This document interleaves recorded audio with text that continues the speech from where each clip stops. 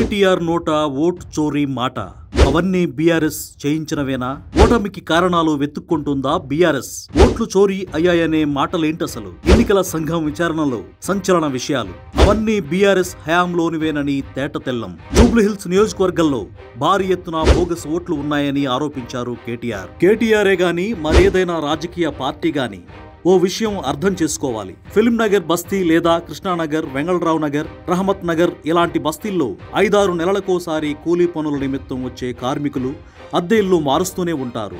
ఒక్కో ఇంట్లో 2 ఓటర్ కార్డుకు అప్లై చేసుకున్నా 5 ఏళ్లు తిరిగి చూసేసరికి ఆ ఇంటిపై కనీసం 40-50 మంది ఉన్నట్లు కనిపిస్తుంది. పోనీ ఆ ఇంట్లో పాత వాళ్ళు లేరు అని ఎలక్షన్ కమిషన్ అయినా వచ్చి చూస్తుందా అంటే అదేం ఉండదు.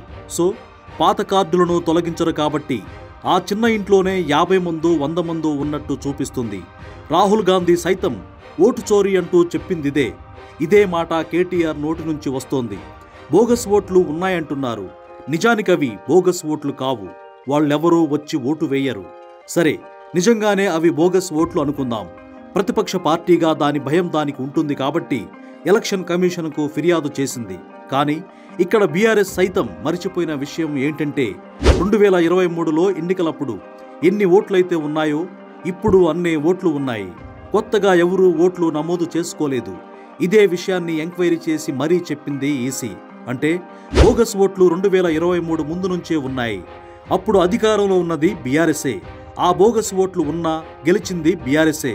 అలాంటప్పుడు జూబ్లీహిల్స్ నియోజకవర్గంలో బోగస్ ఓట్లను క్రియేట్ చేసింది బీఆర్ఎస్ఏ అనుకోవాలా?